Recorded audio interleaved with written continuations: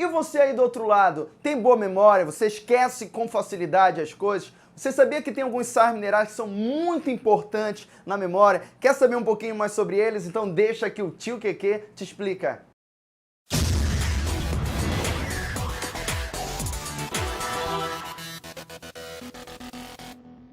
Existem alguns sais minerais que são muito importantes para a nossa memória. Quais são eles? São selênio, zinco, ferro e fosfato. Esses caras, têm que fazer parte da nossa alimentação, principalmente para quem estuda para o vestibular, tem que ter boa memória, Kennedy, eu tenho que gravar, Kennedy, eu tô aprendendo alguma coisa, daqui a um tempinho eu tô esquecendo. Então você pode encontrar em vários alimentos, você pode encontrar em grãos, você pode encontrar, exemplo, ferro em grande quantidade, você pode encontrar no fígado. Ai, Kennedy, eu odeio fígado. A nossa mãe enche o nosso saco para comer fígado, mas o fígado a gente pode encontrar, galera, muitos sais minerais, muitas vitaminas até, que são muito importantes para a nossa alimentação.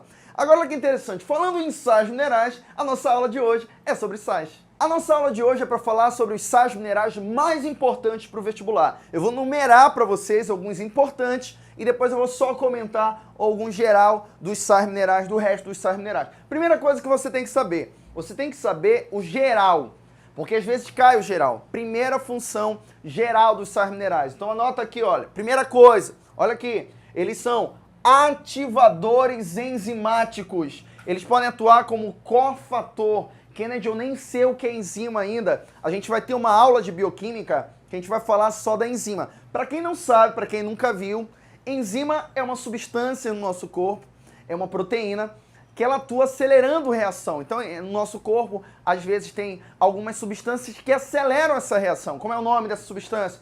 É chamado de enzima. E a enzima que eu dei como exemplo aqui para vocês é a catalase.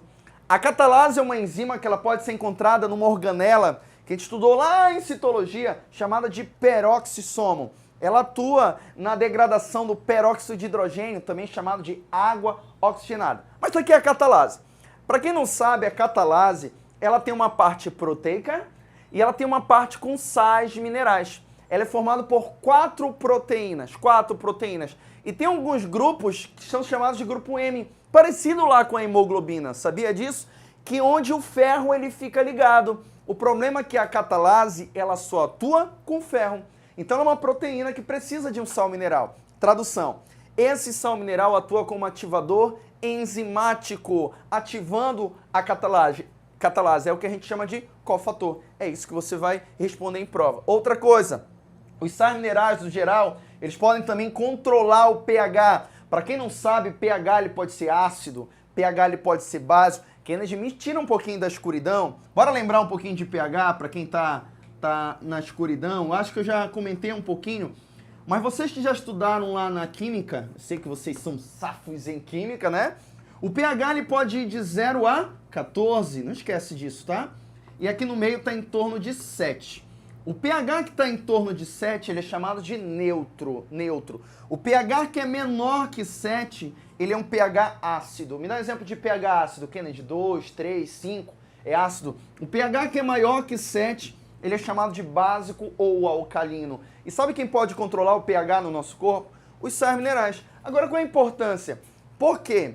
Em cada parte do nosso corpo, a gente tem que ter um pH específico, porque algumas substâncias, algumas enzimas, elas devem atuar em pH específico. Me dá um exemplo, Kennedy, na sua boca do outro lado. Você sabe qual é o pH da sua boca? Ah, é ácido, eu acho que é ácido. Não, o pH da tua boca, ele é neutro. Kennedy, por que ele é neutro? Como assim? Não, mas do meu amigo é ácido. O pH da tua boca é neutro. Era para ser ácido. Quando você acorda de manhã, como você não produz tanta saliva durante a noite, a tua boca ela acorda ácida. E isso que dá o bafo. Então o cara vai fazer lá o bafo.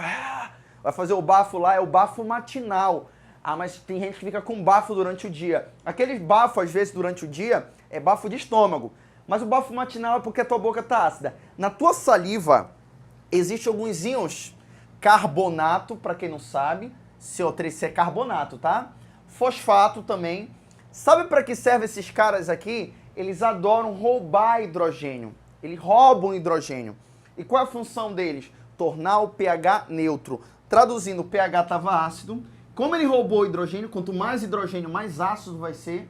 Ele roubou hidrogênio, deixa o pH neutro. Traduzindo, a boca é neutra por causa dele. Estômago é ácido, por causa de outras substâncias que liberam hidrogênio. O intestino delgado é básico. Então, cada parte do nosso corpo precisa de sais minerais para controlar o pH. Tudo bem? Outra coisa, equilíbrio hídrico. Hídrico lembra de água. Osmótica é água também. A gente viu lá na aula de histologia. Tem alguns sais minerais que são importantes para controlar a quantidade de água no nosso corpo. Quem são eles? Vou colocar aqui para vocês. Eu posso ter o sódio, eu posso ter o potássio, eu posso ter o cloro. Então eles são muito importantes. Lembrando que os sais minerais eles podem estar no nosso corpo dissolvidos na forma iônica.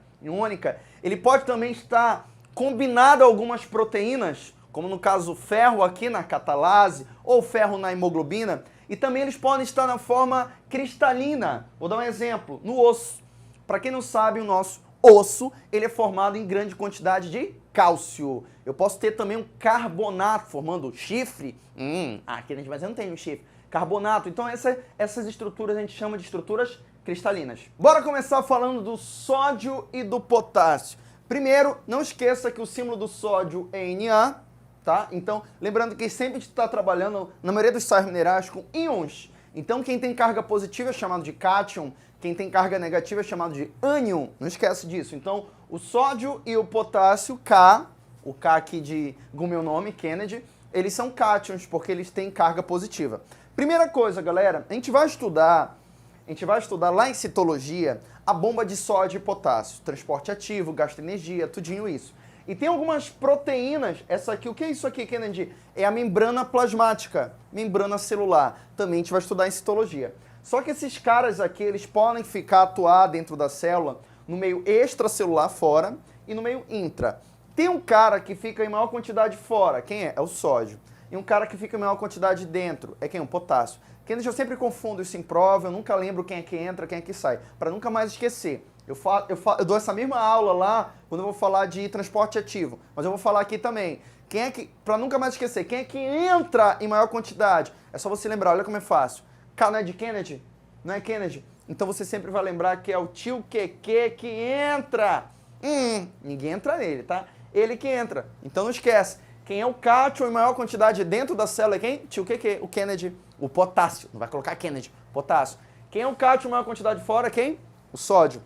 Só para, não está aqui, não é nossa aula, mas só para saber quem é o ânion em maior quantidade, Kennedy, dentro da célula, no meio intracelular, sabe quem é? É o fósforo, no caso é o fosfato. Vou colocar aqui para vocês. Então, fosfato, PO4-3, é o ânion em maior quantidade dentro da célula. E fora, Kennedy, fora da célula, quem é o ânion? É o cloro, tá? Então, cloro é um ânion, enquanto que o sódio é o cátion, dentro o potássio é o cátion e o fosfato é o ânion em maior quantidade. Agora, Kennedy, vou ser sincero, a minha vida inteira eu estudei bomba de sódio e potássio, não sei para que isso serve. Para que eles servem, sabe o que eles vão controlar? A primeira coisa que eles vão ajudar no nosso corpo, impulso nervoso. A gente vai ter uma aula lá em sistema nervoso, e lá em sistema nervoso eu vou falar para vocês da importância desses caras aqui na transmissão de eletricidade dentro do nosso corpo. Impulso elétrico. Outra coisa, síntese de proteínas. Esses caras aqui, só para você ter uma noção, eles ajudam a grudar o ribossomo. Se não tiver, não sintetiza a proteína. E eles fazem parte de muitas substâncias lá da respiração celular.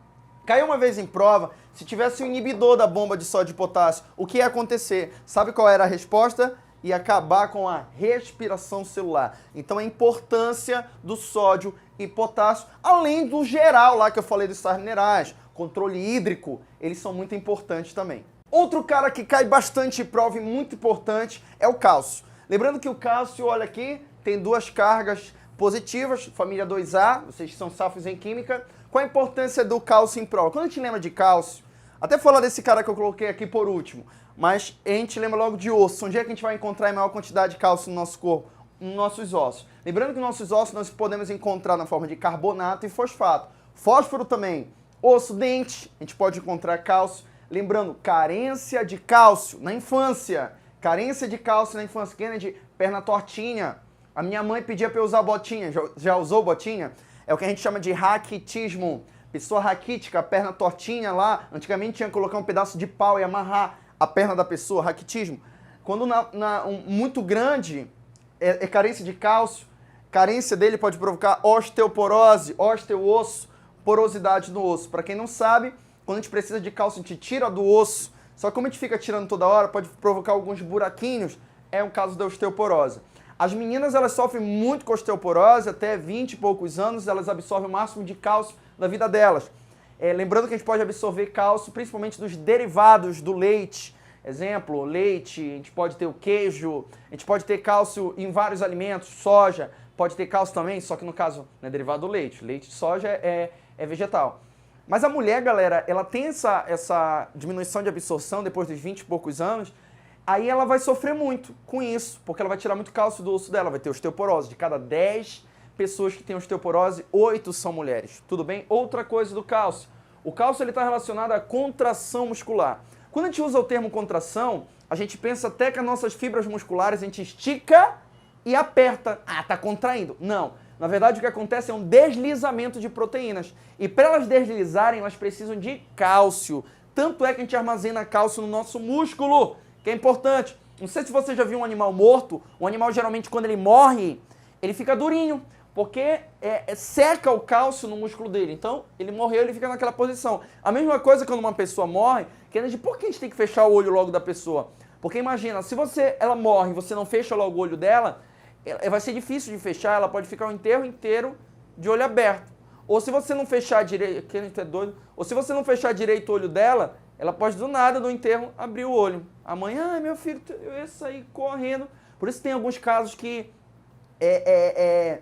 costuram o olho. Excesso de cálcio também pode dar o que a gente chama de tetânia muscular, que são espasmos. Pode ter espasmo na escola? Pode. Do nada, tu mexe o braço. Claro que tu não vai bater no teu amigo. Puf, ai, foi espasmo. Não, mas pode acontecer também, sabe isso onde? No meio do enterro. O cara, ele tem, mas não tá morto, mas excesso de cálcio. E outra, fica duro aqui o músculo da pessoa, que vai ajeitar o braço dele e levanta a perna. Já pensou se vai ajeitar e ele levanta a perna? Eu ia morrer do coração. Tá, contração muscular, cálcio. Outra função do cálcio, coagulação sanguínea. A gente vai estudar lá em histologia, outra videoaula, que o cálcio ele é importante na formação de uma substância chamada de protrombina. Pelo amor de Deus, só não me coloca que o cálcio está relacionado à plaqueta, tá, galera? Coagulação, ele forma plaqueta. Não marca isso em prova. É uma substância que é produzida lá no fígado, chamada de protrombina. Então, funções do cálcio.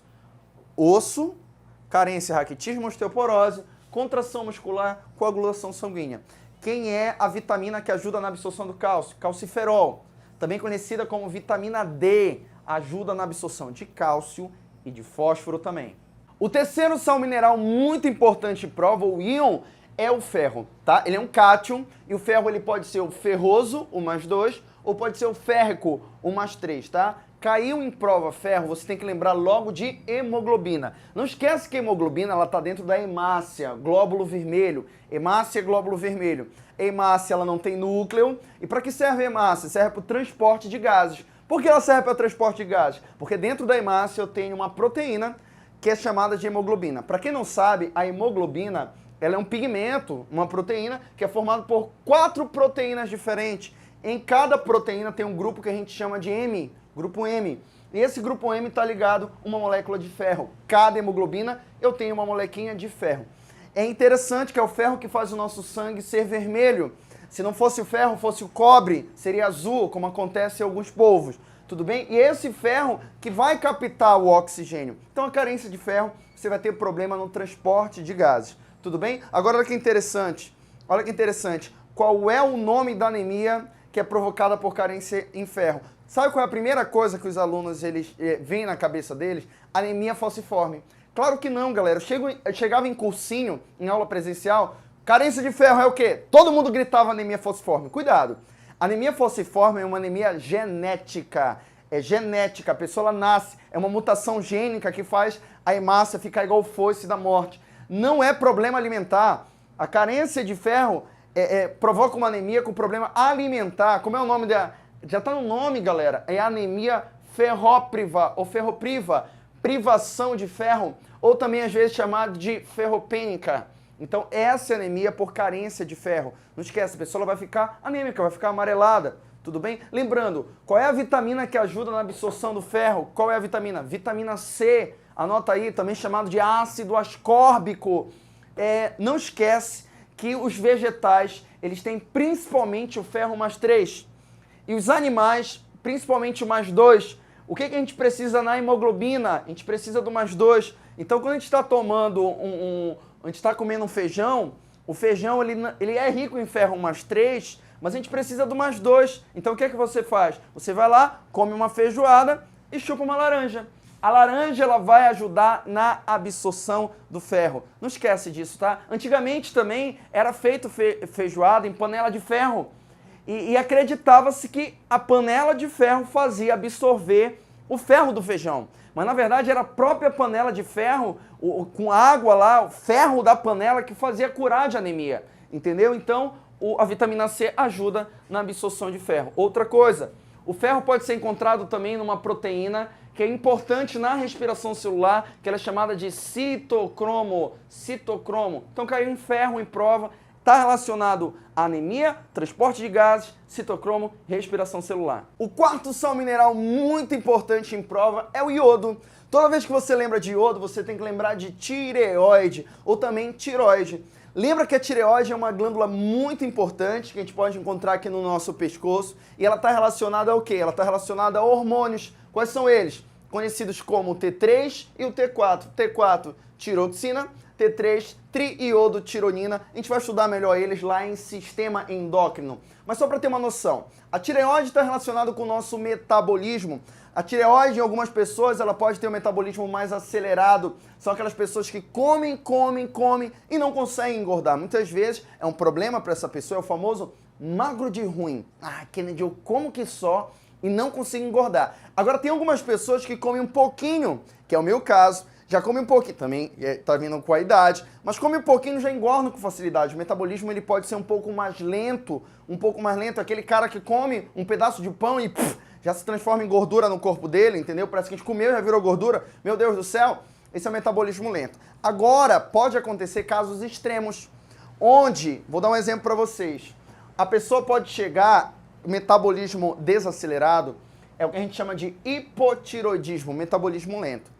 O problema é que a carência do iodo faz essa glândula, claro, galera, em estágios extremos. Tem gente que pode ter hipotiroidismo e não ter um papo, tá? Agora, em casos extremos, carência do iodo faz a glândula aumentar. Só que quando ela aumenta, tem muita gente que pensa erradamente que o nome é hiper. Não, é hipo, porque hipo quer dizer carência. Então isso aqui eu estou mostrando, na verdade, a glândula está aumentada, porque a tireoide não é desse tamanho. Então a glândula ela fica aumentada e pode causar um papo, porque a glândula pensa assim, olha, eu não tenho iodo, eu tenho que produzir hormônio, então eu vou crescer para produzir mais hormônio. Deu para entender? Ela vai produzir o que a gente chama de bócio, muito conhecido como endêmico ou carencial. Endêmico está errado, o correto é carencial. Por que muita gente chama de bócio endêmico? Porque era muito comum a gente encontrar no Brasil, no Nordeste, porque lá no Brasil a gente não encontra muitos alimentos com iodo. Onde é que a gente pode encontrar o iodo? Principalmente em crustáceos, principalmente em peixe.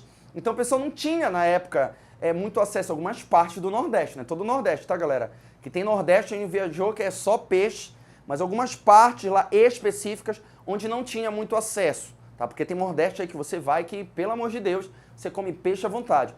Mas aí o governo intitulou para colocar no alimento mais barato na época, eu vou colocar o iodo. Qual foi? O sal de cozinha. Tanto que o sal de cozinha, ele é iodado por causa de relacionado à doença chamada de bócio. Os últimos sais essenciais que eu vou falar para vocês, apesar que existem muitos outros, se você quiser saber o geral dos sais ou mais sais, você pode encontrar no meu material, lá que eu disponibilizo no meu site, bioexplica.com.br. Aí você pode ler lá no material outros sais que não são recorrentes ou nunca caíram em prova, tá? Falando de outros sais aqui, fósforo, principalmente no nosso corpo, a gente tem um íon fosfato. Lembra para mim que o fosfato, ele é o ânion. Então ele tem carga negativa, tudo bem? Ele é um ânion em maior quantidade dentro da célula, no meio intracelular. Onde é que eu tenho fósforo? Molécula de ATP, que é energia para o nosso corpo.